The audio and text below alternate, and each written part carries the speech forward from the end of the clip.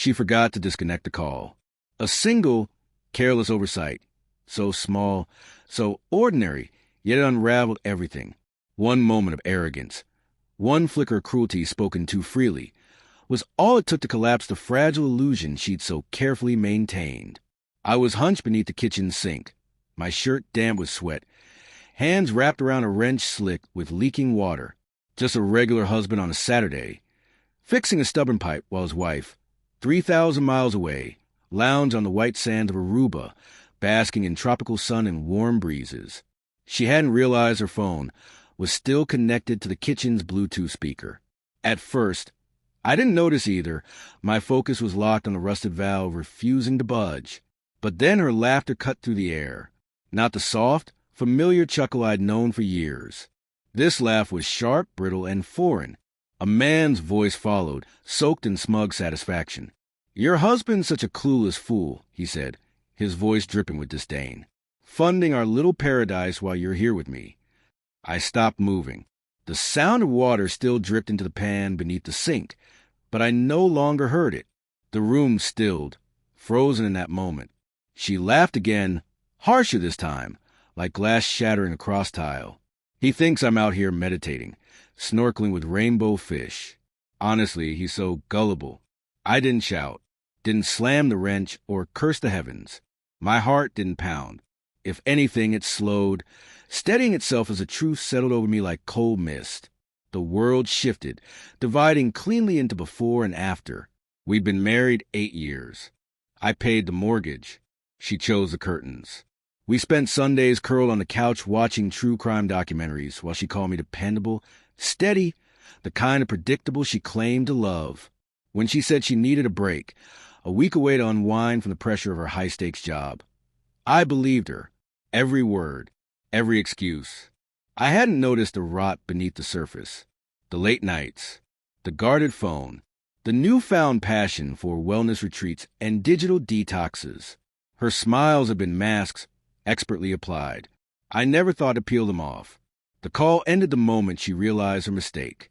No follow-up, no message. She knew what I'd heard, but I said nothing. Not then, not yet. No rage, no whiskey, no broken plates. I dried my hands, closed the toolbox, and opened my laptop.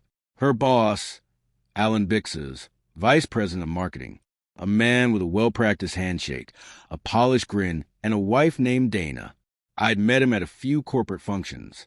We'd exchanged pleasantries, fake smiles over cocktails. But I worked in IT.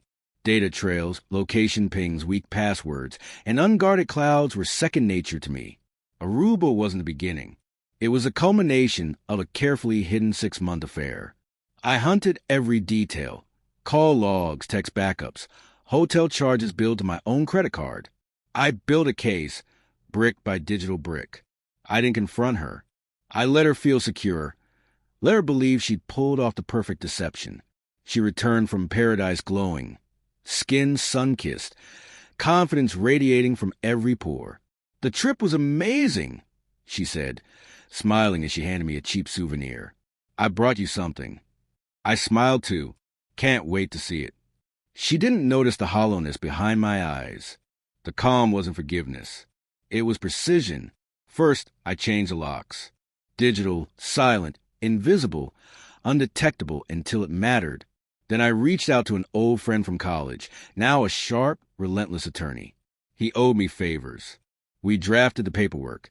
Restraining order, emotional coercion, financial exploitation, potential violations of company policy, all airtight.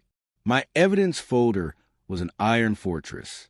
Then I visited Dana, Alan's wife. Her house was quiet, almost reverent, with the smell of lemon polish lingering in the air. I handed her a manila folder, thick with truth. She read it with shaking hands, her lips pressed into a thin line. "Thank you for showing me," she whispered, voice trembling but tearless. The next day, she filed for divorce, froze the accounts, had his clothes dumped onto the front lawn in black garbage bags. A handwritten note on top read, "Have fun on your vacation." I boxed up every piece of my wife's life with care. her dresses, designer shoes, silk lingerie folded with surgical precision. I sent all to Alan's new address via express courier. A gift. That night, she returned, 10 lines still visible beneath her airport cardigan.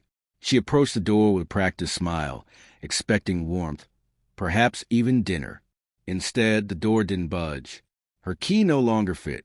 She rang the bell, chuckling awkwardly. "What's this about?" I opened the door just enough to slip the envelope into her hand. "You forgot something," I said. She opened it and paled. "You're blowing this out of proportion," she stammered. "No," I replied.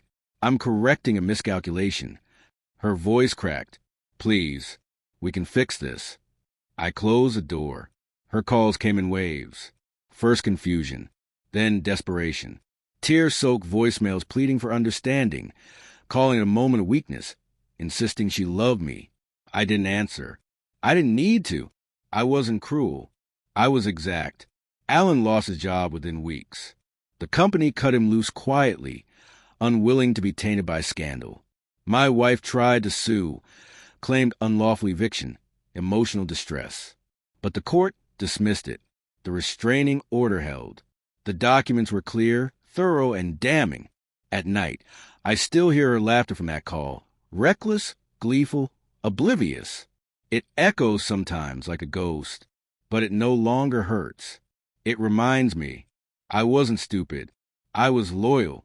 I loved her with open hands. She mistook that for weakness. She won't make that mistake again. No one will. Not after the man I became.